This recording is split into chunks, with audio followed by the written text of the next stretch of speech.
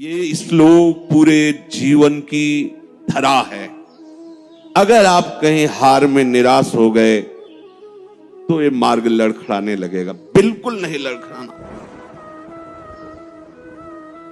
आप लोगों को तो रोज सत्संग मिल रहा है, अपने को तो ऐसा भी सौभाग्य नहीं था कि सत्संग रोज मिले।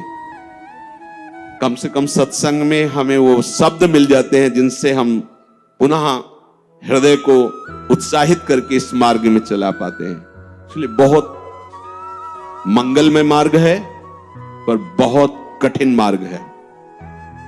कठिन इसलिए है कि हमारा अभ्यास विषय मार्ग में चलने का है और ये बिल्कुल उसके उल्टा मार्ग है।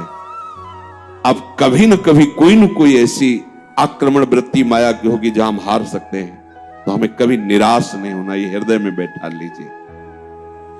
दूसरी एक उपासक के अंदर वृत्ति रहती है कि अगर मैं ये देख लूं, अगर मैं ये भोग लूं, बार बार जो मन कहता है एक बार उसको समझा देंगे ना कि देखो भोगा उसमें सुख नहीं, जैसे शास्त्रों में लिखा है।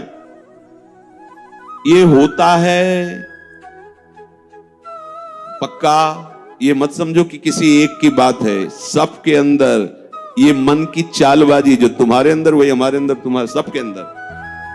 एक बार देख लेते हैं, हृदय में जलन होती है, पीड़ा होती है, व्यथा होती है। उपासक उसकी काट तो जानता है पर प्रयोग नहीं कर रहा, विषय आकर्षण के कारण काट जानता। उपासक तभी बना है जो उसको पता है। अगर उपासक है तो सत्संग सुना ही होगा, शास्त्र स्वाध्याय किया होगा, तो शास्त्र स्वाध्याय सत्संग इसी के लिए तो ज्ञान मिलता है, इन्हीं से लड़ने के लिए। पर उस समय विषय प्रीता होने के कारण वो उनका प्रयोग करना भूल जाता है। अब जो ये बात आई है इस पर समझना होगा। पहली बात तो हमने पूरी आपको बता दी कि कहीं हमको लड़खड़ाना नहीं, निराश नहीं होना। किसी भी परिस्थिति में निश्चित भगवत प्राप्ति होगी।